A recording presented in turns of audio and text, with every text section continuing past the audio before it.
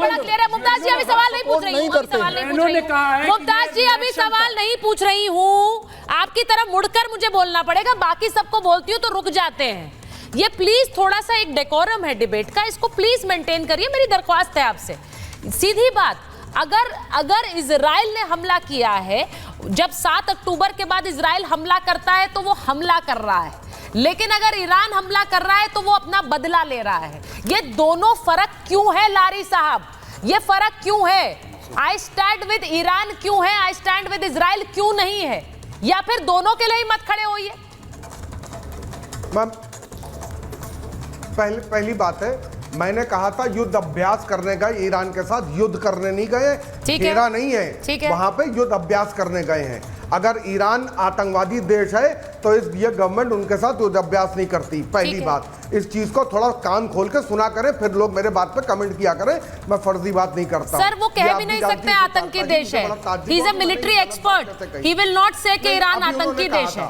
अभी उन्होंने मेरे बात पे कहा, नहीं कहा सर, उन्होंने नहीं कहा, नहीं कहा ये बात नहीं कही थी, मैंने कहा युद्ध अभ्यास नहीं, लारी साहब उन्होंने ये नहीं कहा। अब आप आइए, जो आपने अपने कॉन्फ्लिक्ट के बारे में पूछा, देश के साथ हमारे रिलेशन है, के बारे में उसका पोर्ट ऑपरेट करने वाले हैं, बिल्कुल हमारे वेस्टेड इंटरेस्ट हैं। अटल जी ने बिल्कुल क्लियर किया था। सर अपने टाइम पे बोलिएगा।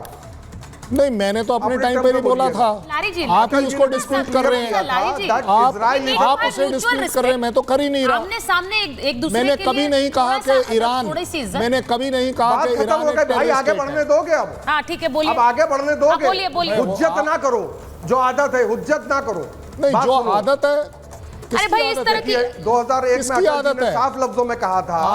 मैंने कभी नहीं कहा कि ये आपकी आदत है, ये आपकी आदत दुनिया देख रही होगी, जी ने बिल्कुल लेकिन साफ मैं फिर लफ्जों भी में ये नहीं कहूंगा कि ये आपकी आदत है। Israel is a occupied country personal होना बड़ा आसान है, दे हैव ऑक्युपाइड, लेकिन ये हमारी आदत में नहीं है।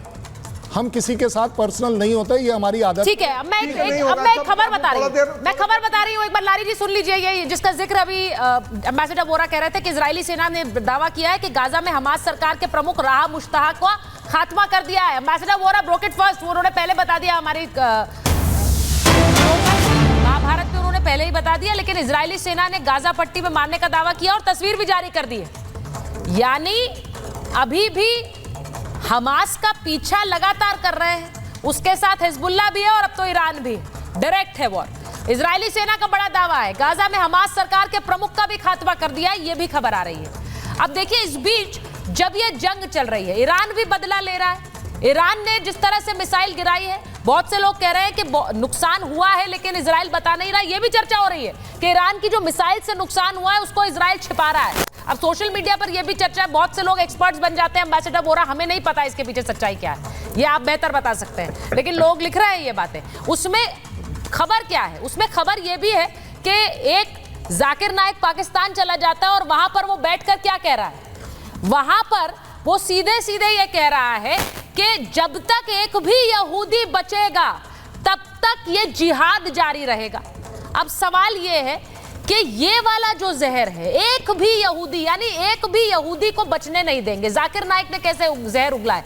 वो कह रहा है पाकिस्तान में बैठकर, और वहां तालियां बज रही है, वहां बैठकर कैसे उकसा रहा है, इजराइल के खिलाफ भड़का रहा है। वो कह रहा है एक भी जब तक यहूदी जिंदा रहेगा ये जिहाद जारी रहेगा। नहीं, बहुत अच्छी बात है आप ये कह रहे हैं। वहां पर तालियां बज रही थी, वहां पर तालियां बज रही थी। सयूनी थे दुनिया भर के मुसलमानों। हाँ ठीक है, यहूदी के खिलाफ। मैं एक बार अतिकुर साहब है तो उनके पास जाऊं। और यहूदियों में लड़ाई रही है, कभी यहूदी और मुसलमानों। नहीं, ये जो बयान है, ये जो बयान है, ईसाई और यहूदी और यहूदियों को तो किसने मारा? आप बताइए। जगह जगह ये शो, ये महाभारत विद मुमताज नहीं है, ये सारे मेहमानों का शो है, तो इसमें सब बोलेंगे। ये प्लीज अच्छा, मैं जवाब तो दे नहीं, बहुत अच्छी बात है, बहुत अच्छी बात है। जो झगड़ा लड़ा रहा है बहुत अच्छी बात है, लेकिन ये टोपी लगा पाकिस्तान बैठ के, मैं वही कह रही हूँ। वो कह रहा है जब तक आखिरी यहूदी रहेगा ये जिहाद जारी रहेगा, और वो कह रहे हैं सारे मुसलमान जुट रहे हैं। अब थोड़ी देर पहले एम्बेसडर वोरा ने एक बात कही थी, अतिकुर रहमान साहब, एम्बेसडर वोरा ने एक बात कही। उन्होंने कहा अगर ये जंग बोट्सवाना के साथ कर रहा होता इजराइल तो कोई नहीं बोलता, कोई बॉदर भी नहीं करता, लेकिन क्योंकि ये जंग ईरान या फिर मैं कह रही हूं कि वहां पर हमास के साथ हो रही है, हिजबुल्लाह के साथ हो रही है, इसीलिए इस पर इतना हल्ला है। इसीलिए वहां पर जाकिर नाइक जाकर बोल रहा है जब तक आखिरी यहूदी का खून नहीं बहा देते हैं तब तक जिहाद जारी रहेगा, और वहां तालियां बजती हैं। यही कारण है, सब जुट रहे हैं एक साथ। सुचारिता जी, यहूदी हमारे भाई हैं, यहूदियों को अपना मुल्क मिलना चाहिए उसी तरह से जिस तरह से पैलेस्टीनियंस को अपना मुल्क मिलना चाहिए। ये टू नेशन थियरी जो है सही बात, वो वहां पर अगर कायम हो जाए तो ये युद्ध चल सकता है, खत्म हो सकता है। दूसरा इंपॉर्टेंट फैक्टर यहाँ पर ये है, देखिए एक दुविधा है, अगर एम्बेसडर साहब और कर्नल साहब उसको दूर कर सके तो मैं उनका शुक्रगुजार रहूंगा। हाँ। आप चाहते हैं कि हम इजराइल को बुरा ना बोले, यूएनओ इजराइल को गलत ठहरा रहा है। कर्नल साहब आप चाहते हैं कि कोई भी इजराइल को बुरा ना बोले, इजराइल की जो कार्रवाई है बिल्कुल सही है, international court of justice Israel को बुरा बोल रहा है। आखिर हम अगर गाजा में जो बर्बरियत इजराइल ने दिखाई है उसका जिम्मेदार इजराइल को ना ठहराए तो किसको ठहराए? आखिर जो बर्बरियत दिखाई गई है अब अभी इस वक्त अतीकुर रहमान साहब बोल रहे हैं, उन्हें भी तो बोलने दीजिए, उनका भी तो समय है, वो भी बोल लें। अब ये देख लीजिए, आप स्थिति ऐसी हो गई अतीकुर रहमान साहब, मैं नहीं एनक्रोच कर रही हूँ, ये एनक्रोचमेंट कहाँ से हो रहा है आप देख लीजिए। अब इस पर मुझे बुलडोजर चलाना है कि नहीं चलाना है? नहीं राज मिश्रा जी बताइए। इसलिए मैं कह रहा हूं इंटरनेशनल कोर्ट ऑफ जस्टिस की बात मानी जा रही है, नहीं मानी जा रही है।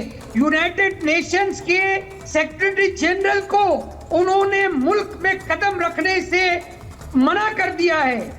किसकी बात मानी जाए बताइए? अगर हम गलत हैं, अगर हम गाजा के लोगों के लिए बात करना चाहते हैं, पैलेस्टीनियंस के हक की बात करना चाहते हैं, तो आप कैसे हमको गलत ठहरा रही हैं?